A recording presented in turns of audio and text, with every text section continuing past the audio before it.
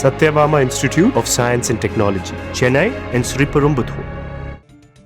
பாம்பன் புதிய ரயில் பாலத்தை ஆய்வு செய்ய அமைக்கப்பட்ட ரயில்வேயின் சிறப்பு குழு வருங்கால ரயில் பால கட்டமைப்பிற்காக பல்வேறு பரிந்துரைகளை அளித்துள்ளது. பாம்பன் புதிய ரயில் பாலத்தை ஆய்வு செய்த ரயில்வே பாதுகாப்பு ஆணையர் அதில் பல குளறுபடிகள் இருப்பதாக அறிக்கை அளித்திருந்தார். இதையடுத்து பாலத்தை ஆய்வு செய்ய ரயில்வே சார்பில் சிறப்பு குழு அமைக்கப்பட்டது. இந்த குழு உரிய விதிகளின்படி பாம்பன் புதிய ரயில் பாலம் அமைக்கப்பட்டிருப்பதாகவும் அதன் வடிவமைப்பின் ஆயுட்காலம் 100 ஆண்டுகளாக உள்ளதாகவும் அறிக்கை அளித்துள்ளது. ரயில்வே பாலம் அதன் நோக்கங்களை நிறைவேற்றுவதற்கு ஏற்ற வகையில் பாதுகாப்பானதாக இருப்பதாகவும் தெரிவித்துள்ளது. அதேவேளையில் வருங்காலத்தில் ரயில் பாலங்களை கட்டமைப்பதற்காக மேம்படுத்தப்பட்ட ஆராய்ச்சி, சோதனை மற்றும் கண்காணிப்பு மையம் அமைக்கப்பட வேண்டும் என்று கூறியுள்ளது.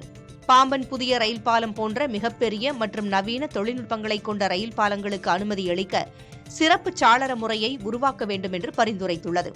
இதுபோன்ற கட்டுமானங்களை மேற்கொள்ளும்போது அதன் வடிவமைப்பு போன்றவற்றை எதிர்கால தேவைக்காக ஆவணப்படுத்தவும் பரிந்துரைத்துள்ளது. பாம்பன் புதிய ரயில் பாலத்தை வரும் 6ஆம் தேதி பிரதமர் திறந்து வைக்கிறார். Satyabama Institute of Science and Technology, Chennai and Sriperumbudur.